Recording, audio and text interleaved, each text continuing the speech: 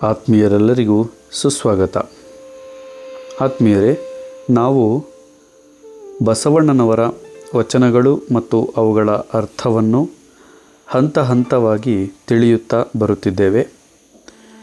ಅಂತಹ ಸಂದರ್ಭದಲ್ಲಿ ನಾವು ವಚನಗಳನ್ನು ಅರ್ಥ ಮಾಡಿಕೊಂಡು ನಮ್ಮ ಜೀವನವನ್ನು ಬದಲಿಸಿಕೊಳ್ಳಬೇಕೆಂಬುದು ನನ್ನ ಆಶಯವಾಗಿದೆ. ಆತ್ಮೀಯರೇ, ಇಂದು ನಾವು ಬಸವಣ್ಣನವರ ವಚನಗಳು ಮತ್ತು ಅವುಗಳ ಅರ್ಥವನ್ನು ತಿಳಿಯುತ್ತಾ ಸಾಗೋಣ. ವಿಷಯ ಬಂದು ಶರಣನ ಭಕ್ತ ಸ್ಥಳ ಎಂಬುದರ ಬಗ್ಗೆ ಬಸವಣ್ಣನವರ ವಚನಗಳು ಮತ್ತು ಅವುಗಳ ಅರ್ಥವನ್ನು ತಿಳಿಯುತ್ತಾ ಸಾಗೋಣ. ವಚನ: ಮಧ್ಯ ಪಿಂಡಗಳೆಲ್ಲವೂ ಶಿವನಿದ್ದೆಡೆಯನರಿಯವು, ಪೂರ್ವ ಪಿಂಡಗಳೆಲ್ಲವೂ ಶಿವನಾದ್ಯಂತವನರಿಯವು, ಕಾಲಪಿಂಡಗಳೆಲ್ಲವೂ ಶಿವನ ನಿಲುಕಡೆಯನರಿಯದೆ, ಕಾಲಚಕ್ರದೊಳಗಾದುದೆಲ್ಲವೂ ಸಂಶಯ ಪಿಂಡಂಗಳೆಲ್ಲವ ಮರೆದು, ನಿಮ್ಮ ಶರಣ ಸೇವೆಯಲ್ಲಿರಿಸಯ್ಯ ಕೂಡಲ ಸಂಗಮ ದೇವ. ಮತ್ತೊಮ್ಮೆ ಈ ವಚನವನ್ನು ಕೇಳೋಣ. ಮಧ್ಯ ಪಿಂಡಗಳೆಲ್ಲವೂ ಶಿವನಿದ್ದೆಡೆಯನರಿಯವು, ಪೂರ್ವ ಪಿಂಡಗಳೆಲ್ಲವೂ ಶಿವನಾದ್ಯಂತವನರಿಯವು, ಕಾಲಪಿಂಡಗಳೆಲ್ಲವೂ ಶಿವನ ನಿಲುಕಡೆಯನ್ನರಿಯದೆ, ಕಾಲಚಕ್ರದೊಳಗಾದುದು ಎಲ್ಲವೂ ಸಂಶಯ ಪಿಂಡಂಗಳೆಲ್ಲವ ಮೆರೆದು, ನಿಮ್ಮ ಶರಣ ಸೇವೆಯಲ್ಲಿರಿಸಯ್ಯ ಕೂಡಲ ಸಂಗಮ ದೇವ. ಈ ವಚನದ ಅರ್ಥವು ಹಿಂದೆ ಹುಟ್ಟಿದ, ಇಂದು ಹುಟ್ಟಿದ, ಹುಟ್ಟು ಸಾವಿನ ಮಧ್ಯ ಸಿಕ್ಕು ನರಳುವ ಅನೇಕ ಪ್ರಾಣಿಗಳು ಶಿವನ ಇರುವಿಕೆ ತಿಳಿಯದೆ, ಹಿಂದೆ ಹುಟ್ಟಿದಂಥವು ಮತ್ತು ಇಂದು ಹುಟ್ಟುತ್ತಿರುವವು, ಹುಟ್ಟು ಸಾವಿನ ಮಧ್ಯೆ ಸಿಕ್ಕು ನರಳುವ ಅನೇಕ ಪ್ರಾಣಿಗಳು ಶಿವನಿದ್ದಾನೆ ಎಂಬುದನ್ನು ತಿಳಿಯದೆ ಕಾಲಚಕ್ರಕ್ಕೆ ಸಿಲುಕಿ ತಮ್ಮ ದಿನ ನಿತ್ಯ ಕರ್ಮಗಳ ಒಳಗಡೆ ಸಿಲುಕಿ ಸಾಗಿ ಹೋಗುತ್ತಿವೆ. ಸಂಗಮನಾಥ, ಸಂದೇಹದ ಭಾವನೆಗಳನ್ನು ದೂರ ಮಾಡಿ ನಾನು ನಿಮ್ಮ ಶರಣರ ಸೇವೆಯಲ್ಲಿರುವಂತೆ ನನಗೆ ಕೃಪೆ ತೋರು ಎಂದು ಬಸವಣ್ಣನವರು ಈ ವಚನದಲ್ಲಿ ತಿಳಿಸಿದ್ದಾರೆ. ಮುಂದಿನ ವಚನ: ಪರಮತತ್ವದ ನಿಜ ಸಂಯುಕ್ತ ಅನು ನೀನೆಂಬ ಶಬ್ದ ಸುಖಿಗಳ ತೋರ ಎನಗೆ, ಮಹಾನುಭಾವರ ತೋರ ಎನಗೆ, ಲಿಂಗೈಕ್ಯರ ಲಿಂಗ ಸುಖಿಗಳ ಲಿಂಗಗೂಡಾಗಿಪ್ಪವರ ಲಿಂಗಾಭಿಮಾನಿಗಳ ತೋರ ಎನಗೆ, ಅಹೋರಾತ್ರಿಯಲ್ಲಿ ನಿಮ್ಮ ಶರಣರ ಸೇವೆಯಲ್ಲಿರಿಸು ಕೂಡಲ ಸಂಗಮ ದೇವ. ಮತ್ತೊಮ್ಮೆ ಈ ವಚನವನ್ನು ಕೇಳೋಣ.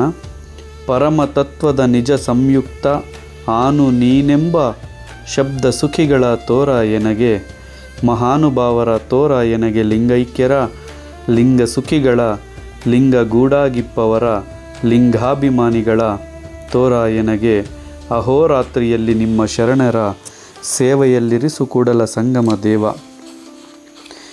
ಈ ವಚನದ ಅರ್ಥವು ಪರಮೋಚ್ಚ ತತ್ವವಾದ ನೀನೇ ನಾನು, ಉಚ್ಚ ಸ್ಥಾನದಲ್ಲಿರುವ ತತ್ವವಾದ ನೀನೇ ನಾನು, ನಾನೇ ನೀನೆಂದು ಹೇಳುವ ಸುಜ್ಞಾನಿಗಳ ದರ್ಶನ ಮಾಡಿಸು. ದೇವರಲ್ಲಿ ನೀನೇ ನಾನು, ನಾನೇ ನೀನು ಎಂದು ಹೇಳುವ ಸುಜ್ಞಾನಿಗಳ ದರ್ಶನ ನನಗೆ ಮಾಡಿಸು. ಲಿಂಗದಲ್ಲಿ ಲೀನರಾಗಿ ಲಿಂಗ ಸುಖ ಲಿಂಗ ಮನೆಯಾದ ಶಿವಲಿಂಗದ ಅಭಿಮಾನಿಗಳ ದರ್ಶನ ಮಾಡಿಸುವೆ. ಕೂಡಲೇಶ, ಹಗಲಿರುಳು ನಿಮ್ಮ ಶರಣರ ಸೇವೆಯಲ್ಲಿರಿಸಿ ನನ್ನನ್ನು ಕಾಪಾಡು ಎಂಬುದು ಈ ವಚನದ ಅರ್ಥವಾಗಿದೆ. ಮುಂದಿನ ವಚನವು: ಅಯ್ಯ ಸಜ್ಜನ ಸದ್ಭಾವರ ಸಂಘದಿಂದ ಮಹಾನುಭಾವರ ಕಾಣಬಹುದಯ್ಯ, ಮಹಾನುಭಾವರ ಸಂಘದಿಂದ ಶ್ರೀ ಗುರುವರನರಿಯಬಹುದು, ಲಿಂಗವನರಿಯಬಹುದು, ಜಂಗಮವನರಿಯಬಹುದು, ಪ್ರಸಾದವನರಿಯಬಹುದು. ಇದು ಕಾರಣ ಸದ್ಭಕ್ತರ ಸಂಘವನ್ನೇ ಕರುಣಿಸು ಕೂಡಲ ಸಂಗಮ ದೇವ ನಿಮ್ಮ ಧರ್ಮ. ಮತ್ತೊಮ್ಮೆ ಈ ವಚನವನ್ನು ಕೇಳೋಣ. ಅಯ್ಯ ಸಜ್ಜನ ಸದ್ಭಾವರ ಸಂಘದಿಂದ ಮಹಾನುಭಾವರ ಕಾಣಬಹುದಯ್ಯ, ಮಹಾನುಭಾವರ ಸಂಘದಿಂದ ಶ್ರೀ ಗುರುವನರಿಯಬಹುದು, ಲಿಂಗವನರಿಯಬಹುದು, ಜಂಗಮವನರಿಯಬಹುದು, ಪ್ರಸಾದವನರಿಯಬಹುದು. ಇದು ಕಾರಣ ಸದ್ಭಕ್ತರ ಸಂಗವನ್ನೇ ಕರುಣಿಸು ಕೂಡಲ ಸಂಗಮ ದೇವ ನಿನ್ನ ಧರ್ಮ.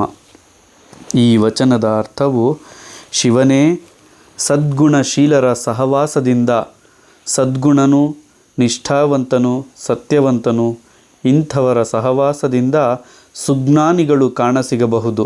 ಸುಜ್ಞಾನಿಗಳೊಡನಾಟದಿಂದ ಶ್ರೀ ಗುರುವನು, ದೇವನು, ಜಂಗಮರನು, ಪ್ರಸಾದವನು ತಾನಾರೆಂಬುದನ್ನು ಅರಿಯಬಹುದು.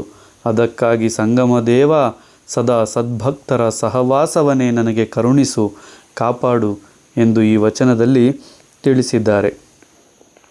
ಮುಂದಿನ ವಚನವು, ಮರ ಮಂಥನದಿಂದ ಅಗ್ನಿ ಹುಟ್ಟಿ ಆ ಮರನೆಲ್ಲವ ಸುಡದಿಪ್ಪುದೇ. ಮಹಾನುಭಾವರ ಸಂಘದಿಂದ ಜ್ಞಾನಾಗ್ನಿ ಹುಟ್ಟಿ ಎನ್ನ ತನುಗುಣವನ್ನೆಲ್ಲವ ಸುಡದಿಪ್ಪುದೇ. ಇದು ಕಾರಣ ಮಹಾನುಭಾವರ ತೋರಿಸು ಕೂಡಲ ಸಂಗಮ ದೇವ. ಮತ್ತೊಮ್ಮೆ ಈ ವಚನವನ್ನು ಕೇಳೋಣ. ಮರ ಮಂಥನದಿಂದ ಅಗ್ನಿ ಹುಟ್ಟಿ ಆ ಮರನೆಲ್ಲವ ಸುಡದಿಪ್ಪುದೇ. ಮಹಾನುಭಾವರ ಸಂಘದಿಂದ ಜ್ಞಾನಾಗ್ನಿ ಹುಟ್ಟಿ ಎನ್ನ ತನುಗುಣವೆಲ್ಲವ ಸುಡದಿಪ್ಪುದೇ. ಇದು ಕಾರಣ ಮಹಾನುಭಾವರ ತೋರಿಸು ಕೂಡಲ ಸಂಗಮ ದೇವ. ಈ ವಚನದ ಅರ್ಥವು, ಗಿಡಕ್ಕೆ ಗಿಡ ಘರ್ಷಣೆಯಿಂದ ಅಗ್ನಿ ಹುಟ್ಟಿ ಆ ಗಿಡ ಸಂಪೂರ್ಣ ಸುಟ್ಟು ಹೋಗುವಂತೆ ಸತ್ಪುರುಷರ ಸಹವಾಸದಿಂದ ಜ್ಞಾನವೆಂಬ ಬೆಂಕಿ ಹುಟ್ಟಿ ನನ್ನ ದೇಹದವಗುಣ ಸುಡಲಾರದೆ. ಅದಕ್ಕಾಗಿ ಸಂಗಮೇಶ ಅಂಥ ಸತ್ಪುರುಷರ ಸಂದರ್ಶನವನ್ನು ನನಗೆ ಮಾಡಿಸುತ್ತಿರು ಎಂದು ಬಸವಣ್ಣನವರು ಈ ವಚನದಲ್ಲಿ ಕೂಡಲ ಸಂಗಮನಲ್ಲಿ ಬೇಡಿದ್ದಾರೆ. ಮುಂದಿನ ವಚನವು, ಅರಿದುದನರಿಯಲೊಲ್ಲದು ಅದೇ ಮತವಯ್ಯ, ಮರೆದುದ ಮರೆಯಲೊಲ್ಲದು ಅದೆಂತಯ್ಯ. ಅರಿದು ಮರೆದ ಮನವ ಕೂಡಲ ಸಂಗಯ್ಯ ಬಲ್ಲ. ಮತ್ತೊಮ್ಮೆ ಈ ವಚನವನ್ನು ಕೇಳೋಣ.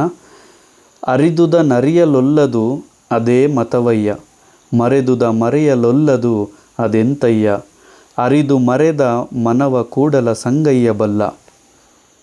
ಈ ವಚನದ ಅರ್ಥವು, ಸುಜ್ಞಾನ ಸನ್ಮಾರ್ಗವರಿತು ಅಜ್ಞಾನ ಕುಕರ್ಮ ಮಾರ್ಗ ಬಿಟ್ಟು ತಿಳುವಳಿಕೆಯಿಂದ ನಡೆವ ಹೃದಯ ಕೂಡಲ ಸಂಗಮನಾಥನಿಗೆ ಪ್ರಿಯವಾಗುವುದು ಎಂಬುದಾಗಿದೆ. ಎಂದರೆ ಸುಜ್ಞಾನ, ಒಳ್ಳೆಯ ಜ್ಞಾನ, ಸನ್ಮಾರ್ಗ, ಒಳ್ಳೆಯ ನಡತೆಯನ್ನು ಅರಿತು ಅಜ್ಞಾನ ಕುಕರ್ಮ, ಅಜ್ಞಾನ ಮತ್ತು ಕೆಟ್ಟ ಕರ್ಮಗಳನ್ನು ಬಿಟ್ಟು ತಿಳುವಳಿಕೆಯಿಂದ ಒಳ್ಳೆಯ ರೀತಿಯಲ್ಲಿ ನಡೆಯುವ ಹೃದಯ ಕೂಡಲ ಸಂಗಮನಾಥನಿಗೆ ಸದಾ ಇಷ್ಟವಾಗುತ್ತದೆ ಎಂಬುದು ಈ ವಚನದ ಅರ್ಥವಾಗಿದೆ. ಮುಂದಿನ ವಚನವು, ಮೀಸಲು ಬೀಸರವಾದ ಪರಿಯ ನೋಡ, ಕಾಲು ತಾಗಿದ ಅಘ್ವನವಣಿಕೆ, ಮುಟ್ಟಿದ ಅರ್ಪಿತ ಮನ ಮುಟ್ಟಿದ ಅರೋಗಣಿಯನೆಂತು ಘನವೆಂಬೆನಯ್ಯ. ಬಂದ ಪರಿಯಲ್ಲಿ ಪರಿಣಾಮಿಸಿ ನಿಂದ ಪರಿಯಲ್ಲಿ ನಿಜವ ಮಾಡಿ, ಆನಂದ ಪರಿಯಲ್ಲಿ ಕೈಕೋ ಕೂಡಲ ಸಂಗಮ ದೇವ. ಮತ್ತೊಮ್ಮೆ ಈ ವಚನವನ್ನು ಕೇಳೋಣ. ಮೀಸಲು ಬೀಸರವಾದ ಪರಿಯ ನೋಡ, ಕಾಲು ತಾಗಿದ ಅಘ್ವವಣಿಕೆ, ಮುಟ್ಟಿದ ಅರ್ಪಿತ ಮನ ಮುಟ್ಟಿದ ಅರೋಗವಣಿಯನೆಂತು ಘನವೆಂಬೆನಯ್ಯ. ಬಂದ ಪರಿಯಲ್ಲಿ ಪರಿಣಾಮಿಸಿ ನಿಂದ ಪರಿಯಲ್ಲಿ ನಿಜವ ಮಾಡಿ, ಆನಂದ ಪರಿಯಲ್ಲಿ ಕೈಕೋ ಕೂಡಲ ಸಂಗಮ ದೇವ. ಈ ವಚನದ ಅರ್ಥವು, ಮೀಸಲಾಗಿಟ್ಟುದರ ನಾಶವಿಂತಾಗುವುದು. ಅಂದರೆ ಕೊಟ್ಟಿದ್ದು ತನಗೆ, ಕೂಡಿಟ್ಟಿದ್ದು ಪರರಿಗೆ ಎಂಬ ಅರ್ಥದಂತೆ ಮೀಸಲಾಗಿ ಇಟ್ಟುದದ್ದು ಯಾವತ್ತೂ ನಾಶವಂತಾಗುವುದು. ಜಂಗಮರ ಕಾಲು ತೊಳೆದು ನೀರು ಕೈ ಮುಟ್ಟಿದ ಪ್ರಸಾದ, ಮನ ತೃಪ್ತಿಗೈದ ಊಟ ಇವೆಂತೂ ಶ್ರೇಷ್ಠ. ಬರುವ ರೀತಿಯಲ್ಲಿ ಪಡೆದು ಹಿರಿದಾಗಿಸಿ ನಾನು ಹೇಳಿದಂತೆ ತೆಗೆದುಕೋ ಶಿವನೇ ಎಂದು ಬಸವಣ್ಣನವರು ಈ ವಚನದಲ್ಲಿ ತಿಳಿಸಿದ್ದಾರೆ. ಬಸವಣ್ಣನವರ ಮುಂದಿನ ವಚನವು, ಹಾಲೆಂಜಲು ಪೆಯ್ಯನ ಉದಕವೆಂಜಲು ಮತ್ಸ್ಯದ, ಪುಷ್ಪವೆಂಜಲು ತುಂಬಿಯ ಎಂತು ಪೂಜಿಸುವೆ. ಈ ಎಂಜಲವನತಿಗೆಳವಡದೆ ಎನ್ನಳವಲ್ಲ ಬಂದುದ ಕೈಕೋ ಕೂಡಲ ಸಂಗಮ ದೇವ. ಮತ್ತೊಮ್ಮೆ ಈ ವಚನವನ್ನು ಕೇಳೋಣ. ಹಾಲೆಂಜಲು ಪೆಯ್ಯನ ಉದಕವೆಂಜಲು ಮತ್ಸ್ಯದ ಪುಷ್ಪವೆಂಜಲು ತುಂಬಿಯ ಎಂತು ಪೂಜಿಸುವೆ ಈ ಎಂಜಲವನತಿಗಳಡದವದೆ ಎನ್ನಳವಲ್ಲ ಬಂದುದ ಕೈಕೋ ಕೂಡಲ ಸಂಗಮ ದೇವ. ಈ ವಚನದ ಅರ್ಥವು ಹಾಲು ಕರುವಿನೆಂಜಲು, ನೀರು ಮೀನಿನೆಂಜಲು, ಹೂವು ಭ್ರಮರಗಳೆಂಜಲು ಅಂದರೆ ಹೂವು ದುಂಬಿಗಳ ಎಂಜಲು. ಶಿವನೇ ಈ ಎಂಜಲು ವಸ್ತುಗಳಿಂದೆಂತು ಪೂಜಿಸಲಿ. ಶಿವನೇ ಈ ಹಾಲು ಕರುವಿನೆಂಜಲು, ಕರುವಿನ ಎಂಜಲು, ನೀರು ಮೀನಿನ ಎಂಜಲು, ಹೂವು ದುಂಬಿಗಳ ಎಂಜಲು. ಶಿವನೇ ಈ ಎಂಜಲುಗಳಿಂದ ನಿನ್ನನ್ನು ಎಂತು ಪೂಜಿಸಲಿ. ಆದರೆ ಈ ಎಂಜಲ ಅವಹೇಳನ ಮಾಡುವ ಹಕ್ಕು ನನಗಿಲ್ಲ. ಹೃದಯಾರೆ ನೀಡಿದುದನ್ನು ಪಡೆದುಕೋ ಕೂಡಲ ಸಂಗಮನಾಥ ಎಂದು ಬಸವಣ್ಣನವರು ಈ ವಚನದಲ್ಲಿ ಅರ್ಥೈಸಿದ್ದಾರೆ. ಮುಂದಿನ ವಚನವು ಶುದ್ಧವಾಯಿತೆಂಬೆನೆ ಸುಯಿಧಾನಿ ನಾನಲ್ಲ, ಅನುಯಾಯಿತೆಂಬನೆ ಅವಧಾನಿ ನಾನಲ್ಲ, ಸುಯಿಧಾನಿ ಅವಧಾನಿಯ ಅರ್ಪಿತವ ನಾನಿಯೇ, ಇದ್ದ ಪರಿಯಲ್ಲಿ ನೀಡಿದರೆ ಬಂದ ಪರಿಯಲ್ಲಿ ಕೈಕೋ ಕೂಡಲ ಸಂಗಮ ದೇವ. ಮತ್ತೊಮ್ಮೆ ಈ ವಚನವನ್ನು ಕೇಳೋಣ. ಶುದ್ಧವಾಯಿತೆಂಬೆನೆ ಸುಯಿಧಾನಿ ನಾನಲ್ಲ, ಅನುಯಾಯಿತೆಂಬೆನೆ ಅವಧಾನಿ ನಾನಲ್ಲ, ಸುಯಿಧಾನಿ ಅವಧಾನಿಯ ಅರ್ಪಿತವ ನಾನಿಯೇ, ಇದ್ದ ಪರಿಯಲ್ಲಿ ನೀಡಿದರೆ ಬಂದ ಪರಿಯಲ್ಲಿ ಕೈಕೋ ಕೂಡಲ ಸಂಗಮ ದೇವ. ಈ ವಚನದ ಅರ್ಥವು ಪ್ರಸಾದ ಶುದ್ಧವಾಗಿದೆ, ಪರಿಪಕ್ವವಾಗಿದೆ ಎಂದು ಖಚಿತವಾಗಿ ಹೇಳಲು ನಾನು ನನ್ನ ಜಾಗರೂಕ ಚುರುಕು ಬುದ್ಧಿಯವನಲ್ಲ. ಇರುವ ಪ್ರೀತಿಯಲ್ಲಿ ನೀಡಿರುವೆ, ತಿಳಿದ ರೀತಿಯಲ್ಲಿ ಸ್ವೀಕರಿಸು ಕೂಡಲ ಸಂಗಮ ದೇವ ಎಂದರೆ ಪ್ರಸಾದ ಶುದ್ಧವಾಗಿದೆ, ಪರಿಪಕ್ವವಾಗಿದೆ ಎಂದು ಖಚಿತವಾಗಿ ಹೇಳೋದಕ್ಕೆ ನನ್ನ ಚುರುಕು ಬುದ್ಧಿ ಸರಿಹೊಂದುತ್ತಿಲ್ಲ. ಇರುವುದನ್ನು ನಾನು ಪ್ರೀತಿಯಿಂದ ನೀಡಿರುವೆನು, ನೀನು ತಿಳಿದ ರೀತಿಯಲ್ಲಿ ಸ್ವೀಕರಿಸು ಕೂಡಲೇಶ ಎಂದು ಈ ವಚನದಲ್ಲಿ ತಿಳಿಸಿದ್ದಾರೆ. ಮುಂದಿನ ವಚನವು ಪಾದಾರ್ಚನೆಯ ಮಾಡುವೆನಯ್ಯ, ಪಾದೋದಕದ ಹಂಗಿಂಗೆ ಶರಣಾರ್ಥಿ ಎಂಬೆನಯ್ಯ, ಒಕ್ಕುವ ಕೊಂಬ ಹಂಗಿಂಗೆ ಎಡೆಯಾಟ ಕಡಬಡ್ಡಿಯ ಕೊಟ್ಟು ಕೆಟ್ಟಿತ್ತು ನೋಡ ಭಕ್ತಿ, ಕೂಡಲ ಸಂಗನ ಶರಣರ ನಿಲನರಿಯದೆ ಮುಯ್ಯಿಗೆ ಮುಯ್ಯಾಗಿ ಕೆಟ್ಟಿತ್ತಯ್ಯ ಎನ್ನ ಭಕ್ತಿ. ಮತ್ತೊಮ್ಮೆ ಈ ವಚನವನ್ನು ಕೇಳೋಣ. ಪಾದಾರ್ಚನೆಯ ಮಾಡುವೆನಯ್ಯ, ಪಾದೋದಕದ ಹಂಗಿಂಗೆ ಶರಣಾರ್ಥಿ ಎಂಬೆನಯ್ಯ, ಒಕ್ಕುವ ಕೊಂಬ ಹಂಗಿಂಗೆ ಎಡೆಯಾಟ ಕಡಬಡ್ಡಿಯ ಕೊಟ್ಟು ಕೆಟ್ಟಿತ್ತು ನೋಡ ಭಕ್ತಿ, ಕೂಡಲ ಸಂಗನ ಶರಣರ ನಿಲನರಿಯದೆ ಮುಯ್ಯಿಗೆ ಮುಯ್ಯಾಗಿ ಕೆಟ್ಟಿತ್ತಯ್ಯ ಎನ್ನ ಭಕ್ತಿ. ಈ ವಚನದ ಅರ್ಥವು ಪಾದೋದಕ ಬೇಕಿದೆಯಲ್ಲ ಎಂದು ಪಾದಪೂಜೆ ಮಾಡುವೆ, ನೀವು ಉಂಡು ಉಳಿದಿದ್ದನ್ನು ಕೊಡುವಿರೆಂದು ನಾನು ನಮಸ್ಕರಿಸುವೆ. ಭಕ್ತಿಯು ಓಡಾಡಿ ಅವರಿವರಿಗೆ ನೀಡಿ ಕೆಟ್ಟಿತ್ತು, ಸಂಗಮೇಶನ ಶರಣರ ಯೋಗ್ಯತೆ ತಿಳಿಯದೆ ಪ್ರತಿಫಲ ಬಯಸಿ ನನ್ನ ಭಕ್ತಿ ಕೆಟ್ಟಿತ್ತು ಎಂಬುದು ಈ ವಚನದ ಅರ್ಥವಾಗಿದೆ. ಪಾದೋದಕ ಬೇಕಿದೆ ಅಂತ ನಾನು ಪಾದಪೂಜೆ ಮಾಡುತ್ತಿದ್ದೇನೆ, ನೀವು ತಿಂದು ಉಳಿದಿದ್ದನ್ನು ಕೊಡುತ್ತೀರಾ ಎಂದು ನಾನು ನಮಸ್ಕರಿಸುತ್ತಿದ್ದೇನೆ. ಭಕ್ತಿಯು ಓಡಾಡಿ ಅವರಿವರಿಗೆ ನೀಡಿ ಕೆಟ್ಟಿತ್ತು, ಸಂಗಮೇಶನ ಶರಣರ ಯೋಗ್ಯತೆ ತಿಳಿಯದೆ ಪ್ರತಿಫಲ ಬಯಸಿ ನನ್ನ ಭಕ್ತಿ ಕೆಟ್ಟಿದೆ ಎಂದು ಈ ವಚನದಲ್ಲಿ ತಿಳಿಸಿದ್ದಾರೆ.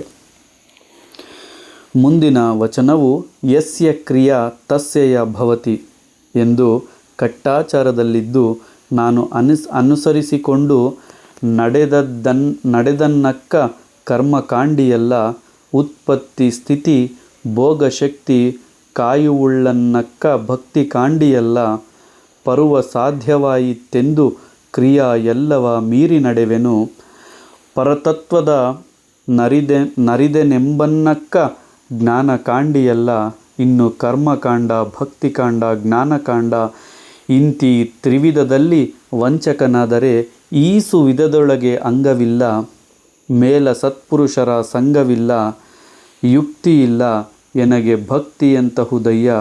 ಬಲ್ಲವರು ಬೇಸರಗೊಂಡರೆ ಎನ್ನ ಬಿಮ್ಮು ಕೆಟ್ಟಬಹುದೆಂದು ಮೆಲ್ಲನೆ ಪ್ರಸಂಗದಿಂದ ತಿಳಿದು ನೋಡುವೆ. ಕೂಡಲ ಸಂಗಮ ದೇವ ಎನ್ನವ ಗುಣವ ನೋಡದೆ ಶಿವರಾತ್ರಿಯ ಸಂಕಣ್ಣಗಳಿಗೆ ಕರುಣಿಸಿದಂತೆ ಎನಗೆ ಕೃಪೆ ಮಾಡಯ್ಯ. ಇನ್ನೊಮ್ಮೆ ಈ ವಚನವನ್ನು ಕೇಳೋಣ. ಯಸ್ಯ ಕ್ರಿಯಾ ತಸ್ಯಯ ಭವತಿ ಎಂದು ಕಟ್ಟಾಚಾರದಲ್ಲಿದ್ದು ನಾನು ಅನುಸರಿಸಿಕೊಂಡು ನಡೆದನ್ನಕ್ಕ ಕರ್ಮಕಾಂಡಿಯಲ್ಲ. ಉತ್ಪತ್ತಿ ಸ್ಥಿತಿ ಭೋಗಶಕ್ತಿ ಕಾಯುವುಳ್ಳನ್ನಕ್ಕ ಭಕ್ತಿ ಕಾಂಡಿಯಲ್ಲ. ಬರುವ ಸಾಧ್ಯವಾಯಿತೆಂದು ಕ್ರಿಯಾ ಎಲ್ಲವ ಮೀರಿ ನಡೆವೆನು. ಪರತತ್ವದ ನರಿದೆನೆಂಬನ್ನಕ್ಕ ಜ್ಞಾನಕಾಂಡಿಯಲ್ಲ. ಇದು ಇನ್ನು ಕರ್ಮಕಾಂಡ, ಭಕ್ತಿಕಾಂಡ, ಜ್ಞಾನಕಾಂಡ ಇಂತಿ ತ್ರಿವಿಧದಲ್ಲಿ ವಂಚಕನಾದರೆ ಈಸು ವಿಧದೊಳಗೆ ಅಂಗವಿಲ್ಲ. ಮೇಲ ಸತ್ಪುರುಷರ ಸಂಘವಿಲ್ಲ. ಯುಕ್ತಿಯಿಲ್ಲ ಎನಗೆ ಭಕ್ತಿಯಂತಹುದಯ್ಯ. ಬಲ್ಲವರು ಬೇಸರಗೊಂಡರೆ ಎನ್ನ ಬಿಮ್ಮು ಕೆಟ್ಟಬಹುದೆಂದು ಮೆಲ್ಲನೆ ಪ್ರಸಂಗದಿಂದ ತಿಳಿದು ನೋಡುವೆ. ಕೂಡಲ ಸಂಗಮ ದೇವ ಎನ್ನವ ಗುಣವ ನೋಡದೆ ಶಿವರಾತ್ರಿಯ ಸಂಕಣ್ಣಗಳಿಗೆ ಕರುಣಿಸಿದಂತೆ ಎನಗೆ ಕೃಪೆ ಮಾಡಯ್ಯ. ಈ ವಚನದ ಅರ್ಥವು ಮಾಡಿದ್ದುಣ್ಣುವೆ ಜನನ ಜೀವನ ಮರಣವುಳ್ಳವ ಎಂಬ ತಿಳುವಳಿಕೆ ಕ್ರಿಯಾಕರ್ಮ ಮೀರಿ ನಡೆವೆನೆಂಬ ಹಮ್ಮು ಇರುವ ತನಕ ಕರ್ಮಭಕ್ತಿ, ಕ್ರಿಯಾಶಕ್ತಿ, ಪರತತ್ವಜ್ಞಾನ ದೊರಕುವುದಿಲ್ಲ. ಎಂದರೆ ಮಾಡಿದ್ದನ್ನು ಉಣ್ಣುವೆ. ಏನು ಮಾಡಿದೀವೋ ಅದನ್ನೇ ನಾವು ಕರ್ಮದ ರೀತಿಯಲ್ಲಿ ಹಿಂದೆ ಪಡೆಯುತ್ತೇವೆ. ಜನನ ಮರಣವುಳ್ಳವ ಎಂಬ ತಿಳುವಳಿಕೆ ನಮಗೆ ಇಲ್ಲದೆ ಕ್ರಿಯಾಕರ್ಮ ಮೀರಿ ನಾವು ನಡೆಯುತ್ತಿದ್ದೇವೆ. ನಮ್ಮಲ್ಲಿ ಅಹಂಕಾರ ಇರುವ ತನಕ ಕರ್ಮಭಕ್ತಿ, ಕ್ರಿಯಾಶಕ್ತಿ, ಪರತತ್ವಜ್ಞಾನ ದೊರಕುವುದಿಲ್ಲ. ಈ ಮೂರರಲ್ಲಿ ವಂಚಕನಾದರೆ ಕ್ರಿಯಾಕರ್ಮವೃತರ ಸತ್ಪುರುಷರ ಸಹವಾಸವು ದೊರಕದು. ಈ ಕರ್ಮಭಕ್ತಿ, ಕ್ರಿಯಾಶಕ್ತಿ, ಪರತತ್ವಜ್ಞಾನದಿಂದ ನಾವು ವಂಚಕರಾದರೆ, ಅವು ನಮ್ಮಲ್ಲಿಲ್ಲದಿದ್ದರೆ ಕ್ರಿಯಾಕರ್ಮವೃತರ ಸತ್ಪುರುಷರ ಒಳ್ಳೆಯ ಜನರ ಸಹವಾಸ, ಜ್ಞಾನಿಗಳ ಸಹವಾಸ ನಮಗೆ ದೊರಕದು. ತಿಳಿದವರು ನನ್ನ ನಡತೆ ಕಂಡು ತಿಳಿ ಹೇಳಿದರೆ ತಿದ್ದಿಕೊಂಡು ವಿಚಾರಿಸುವೆ. ತಿಳಿದವರು ನನಗೆ ಬುದ್ಧಿಯನ್ನು ಹೇಳಿದರೆ ನಾನು ತಿದ್ದಿಕೊಂಡು ನಡೆಯುವೆ. ಆದರೂ ಸಂಗಮನಾಥ ನನ್ನ ದುರ್ಗುಣ ನಿರೀಕ್ಷಿಸದೆ ಶಿವರಾತ್ರಿ ಸಂಕಣ್ಣನವರಿಗೆ ಕೃಪೆ ಮಾಡಿದಂತೆ ನನಗೂ ಕೃಪೆ ಮಾಡಿ ಕಾಪಾಡು ಎಂದು ಈ ವಚನದಲ್ಲಿ ಬಸವಣ್ಣನವರು ತಿಳಿಸಿದ್ದಾರೆ. ಮುಂದಿನ ವಚನವು ಕಳಬಿಂದು ವಟಾಮುಖಿ ಎಂಬ ಹೆಂಗುಸಿನ ಕೈಯಲು ಜಲಕಾರವೆಂಬ ಗಡಿಗೆ ಇದ್ದಿತ್ತು. ಈ ಗಡಿಗೆಯಲ್ಲಿ ಚನ್ನಬಸವಣ್ಣ ನೀರು ತಂದ, ಮಡಿವಾಳಯ್ಯ ಸುಯಿಧಾನವ ತಂದ, ಇದಿರೊಳೆಯಡನುರುಡಿಕೊಡ ಕೂಡಲ ಸಂಗಮ ದೇವ. ಮತ್ತೊಮ್ಮೆ ಈ ವಚನವನ್ನು ಕೇಳೋಣ. ಕಳಬಿಂದು ವಟಾಮುಖಿ ಎಂಬ ಹೆಂಗುಸಿನ ಕೈಯಲು ಜಲಕಾರವೆಂಬ ಗಡಿಗೆ ಇದ್ದಿತ್ತು. ಆ ಗಡಿಗೆಯಲ್ಲಿ ಚನ್ನಬಸವಣ್ಣ ನೀರು ತಂದ, ಮಡಿವಾಳಯ್ಯ ಸುಯಿಧಾನವ ತಂದ, ಇದಿರೊಳೆಯಡನುರುಡಿಕೊಡ ಕೂಡಲ ಸಂಗಮ ದೇವ. ಈ ವಚನದ ಅರ್ಥವು ಆತ್ಮಕಳಾಬಿಂದುವೆಂಬ ಹೆಣ್ಣಿನ ಕೈಯಲ್ಲಿದ್ದ ಗಡಿಗೆಯಿಂದ ಆತ್ಮಕಳಾಬಿಂದು ಎಂಬ ಹೆಣ್ಣಿನ ಕೈಯಲ್ಲಿದ್ದ ಗಡಿಗೆಯಿಂದ ಚನ್ನಬಸವಣ್ಣ ನೀರು ತಂದ, ಮಡಿವಾಳ ಮಾಚಿದೇವ ಜಾಗರೂಕತೆ ತಂದ. ಕೂಡಲ ಸಂಗಮ ದೇವ ಅದರಡಿಗೆ ಬೆಂಕಿ ಹಾಕಿ ಕುದಿಸಿ ಪಾಕ ನನಗೆ ಕೊಡು ಎಂದರೆ ಚನ್ನಬಸವಣ್ಣನವರ ಮತ್ತು ಮಡಿವಾಳ ಮಾಚಿದೇವರ ಜ್ಞಾನದಿಂದ ಕುದಿಸಿ ಬಂದ ಪಾಕವನ್ನು ನನಗೆ ಕೊಡು, ಆ ಜ್ಞಾನವನ್ನು ನನಗೆ ಕೊಡು ಎಂದು ಈ ವಚನದಲ್ಲಿ ಬಸವಣ್ಣನವರು ಬೇಡಿದ್ದಾರೆ. ಮುಂದಿನ ವಚನವು ದಿಟವ ಮಾಡಿ ಪೂಜಿಸಿದರೆ ಸಟೆಯ ಮಾಡಿ ಕಳೆವೆ, ಸಟೆಯ ಮಾಡಿ ಪೂಜಿಸಿದರೆ ದಿಟವ ಮಾಡಿ ಕಳೆವೆ, ಏನೆಂಬೆ ಎಂತೆಂದೆ ಸುಖಕ್ಕೆ ತುಂಬಿದ ದೀವಿಗೆ ಮನೆಯೆಲ್ಲವ ಸುಟ್ಟಂತೆ ಅನು ಮಾಡಿದ ಭಕ್ತಿ ಎನಗಿಂತಾಯಿತ್ತು ಕೂಡಲ ಸಂಗಮ ದೇವ. ಮತ್ತೊಮ್ಮೆ ಈ ವಚನವನ್ನು ಕೇಳೋಣ. ದಿಟವ ಮಾಡಿ ಪೂಜಿಸಿದರೆ ಸಟೆಯ ಮಾಡಿ ಕಳೆವೆ, ಸಟೆಯ ಮಾಡಿ ಪೂಜಿಸಿದರೆ ದಿಟವ ಮಾಡಿ ಕಳೆವೆ, ಏನೆಂಬೆ ಎಂತೆಂದೆ ಸುಖಕ್ಕೆ ತುಂಬಿದ ದೀವಿಗೆ ಮನೆಯೆಲ್ಲವ ಸುಟ್ಟಂತೆ ಆನು ಮಾಡಿದ ಭಕ್ತಿ ಎನಗಿಂತಾಯಿತ್ತು ಕೂಡಲ ಸಂಗಮ ದೇವ. ಈ ವಚನದ ಅರ್ಥವು ಸತ್ಯದ ಪೂಜೆಯನ್ನು ಅಸತ್ಯವಾಗಿಸಿ, ಅಸತ್ಯವಾದುದನ್ನು ಸತ್ಯವಾಗಿಸಿ, ಇದೆಂಥ ಸ್ಥಿತಿ ಸಂಗಮೇಶ. ಬೆಳಕಿಗಾಗಿ ಹೊತ್ತಿಸಿದ ದೀವಿಗೆಯು ದೀಪವು ಜಾಗರೂಕತೆ ಇಲ್ಲದೆ ಮನೆಯನ್ನೇ ಸುಟ್ಟು ಹಾಕಿದಂತಾಗಿದೆ ನನ್ನ ಭಕ್ತಿ. ಎಂದರೆ ಸತ್ಯವನ್ನು ಸುಳ್ಳಾಗಿಸಿ, ಸುಳ್ಳನ್ನು ಸತ್ಯವಾಗಿಸಿ, ಇದೆಂಥ ರೀತಿ ಸಂಗಮೇಶ. ಬೆಳಕಿಗಾಗಿ ಹೊತ್ತಿಸಿದ ದೀಪವು ಅಜಾಗರೂಕತೆಯಿಂದ ಇರೋದರಿಂದ ಮನೆಯನ್ನೇ ಸುಟ್ಟು ಹಾಕಿದಂತೆ ಆಗಿದೆ ನನ್ನ ಭಕ್ತಿ ಎಂದು ಈ ವಚನದಲ್ಲಿ ತಿಳಿಸಿದ್ದಾರೆ. ಮುಂದಿನ ವಚನವು 88 ಪವಾಡವ ಮೆರೆದು ಹಗರಣದ ಚೋಹದಂತಾಯಿತೆನ್ನ ಭಕ್ತಿ ತನುವಿನೊಳಗೆ ಮನ ಸಿಲುಕದೆ, ಮನ ತನುವಿನೊಳಗೆ ಸಿಲುಕದೆ, ತನು ಅಲ್ಲಮನಲ್ಲಿ ಸಿಲುಕಿತ್ತು, ಮಮ ಚನ್ನಬಸವನಲ್ಲಿ ಸಿಲುಕಿತ್ತು, ನಾನೇತರಲ್ಲಿ ನೆನೆವೆ ಕೂಡಲ ಸಂಗಮ ದೇವ. ಮತ್ತೊಮ್ಮೆ ಈ ವಚನವನ್ನು ಕೇಳೋಣ. 88 ಪವಾಡವ ಮೆರೆದು ಹಗರಣದ ಚೋಹದಂತಾಯಿತೆನ್ನ ಭಕ್ತಿ ತನುವಿನೊಳಗೆ ಮನ ಸಿಲುಕದೆ, ಮನ ತನುವಿನೊಳಗೆ ಸಿಲುಕದೆ, ತನು ಅಲ್ಲಮನಲ್ಲಿ ಸಿಲುಕಿತ್ತು, ಮಮ ಚನ್ನಬಸವನಲ್ಲಿ ಸಿಲುಕಿತ್ತು, ನಾನೇತರಲ್ಲಿ ನೆನೆವೆ ಕೂಡಲ ಸಂಗಮ ದೇವ. ಈ ವಚನದ ಅರ್ಥವು ಅನೇಕ ಪವಾಡ ಮಾಡಿ ತೋರಿಸುತ್ತಾ ಭಕ್ತಿಯನ್ನು ನಾಟಕದ ಪಾತ್ರದಂತಾಗಿಸಿದೆ. ದೇಹ ಮನದಲ್ಲಿ, ಮನ ದೇಹದಲ್ಲಿ ನೆಲೆಸಿರದೆ, ದೇಹ ಅಲ್ಲಮನ ಸೇವೆಗೆ, ಮನ ಚನ್ನಬಸವಣ್ಣನ ಧ್ಯಾನಕ್ಕೆ ಸೇರಿ ಹೋಯಿತು ಅಂದಾಗ, ಸಂಗಮೇಶ ನಾನ್ಯಾವುದರಿಂದ ನಿನ್ನ ಧ್ಯಾನ ಮಾಡಲಿ ಎಂದು ಈ ವಚನದಲ್ಲಿ ಬಸವಣ್ಣನವರು ತಿಳಿಸಿದ್ದಾರೆ. ಮುಂದಿನ ವಚನವು ಭಕ್ತ ನೆನೆಸುವೆನಯ್ಯ ಮೆಲ್ಲ ಮೆಲ್ಲನೆ, ಯುಕ್ತ ನೆನೆಸುವೆನಯ್ಯ ಮೆಲ್ಲ ಮೆಲ್ಲನೆ, ಸಾರಿ ಶರಣ ನೆನೆಸುವೆನಯ್ಯ ಮೆಲ್ಲ ಮೆಲ್ಲನೆ, ಎಡಹು ಗುಳಿಗಳಂದಾಟಿ ಬರಬರ ಲಿಂಗೈಕ್ಯ ನೆನೆಸುವೆನಯ್ಯ ಕೂಡಲ ಸಂಗಮ ದೇವ, ನಿಮ್ಮಿಂದಧಿಕ ನೆನೆಸುವೆನಯ್ಯ. ಮತ್ತೊಮ್ಮೆ ಈ ವಚನವನ್ನು ಕೇಳೋಣ. ಭಕ್ತ ನೆನೆಸುವೆನಯ್ಯ ಮೆಲ್ಲ ಮೆಲ್ಲನೆ, ಯುಕ್ತ ನೆನೆಸುವೆನಯ್ಯ ಮೆಲ್ಲ ಮೆಲ್ಲನೆ, ಸಾರಿ ಶರಣ ನೆನೆಸುವೆನಯ್ಯ ಮೆಲ್ಲ ಮೆಲ್ಲನೆ, ಎಡಹು ಗುಳಿಗಳಂದಾಟಿ ಬರಬರ ಲಿಂಗೈಕ್ಯ ನೆನೆಸುವೆನಯ್ಯ ಕೂಡಲ ಸಂಗಮ ದೇವ, ನಿಮ್ಮಿಂದಧಿಕ ನೆನೆಸುವೆನಯ್ಯ. ಈ ವಚನದ ಅರ್ಥವು ಸಾವಕಾಶವಾಗಿ ಭಕ್ತನು, ನಿನ್ನ ಪ್ರೀತಿಗೆ ಯೋಗ್ಯನೂ, ಶಿವಶರಣನೂ ಆಗುವೆ. ಅಂದರೆ ನಿಧಾನವಾಗಿ ನಾನು ನಿಮ್ಮ ಭಕ್ತನು, ನಿಮ್ಮ ಪ್ರೀತಿಗೆ ಯೋಗ್ಯನಾದವನು ಮತ್ತು ಶಿವಶರಣನೂ ಆಗುವೆ. ಬಾರಿ ಬಾರಿಗೆ ಎಡವಿ ಬೀಳುವವರನ್ನು ದಾಟಿಕೊಂಡು ಲಿಂಗ ಸಮರಸನಾಗುವೆ. ಮತ್ತೆ ಎಡವಿ ಬೀಳುವವರನ್ನು ದಾಟಿಕೊಂಡು ನಾನು ಲಿಂಗ ಸಮರಸನಾಗುವೆ. ಶ್ರೀ ಸಂಘ ನಿಮಗಿಂತಲೂ ಶ್ರೇಷ್ಠವೆನಿಸಿಕೊಳ್ಳುವೆ ಎಂದು ಈ ವಚನದಲ್ಲಿ ತಿಳಿಸಿದ್ದಾರೆ.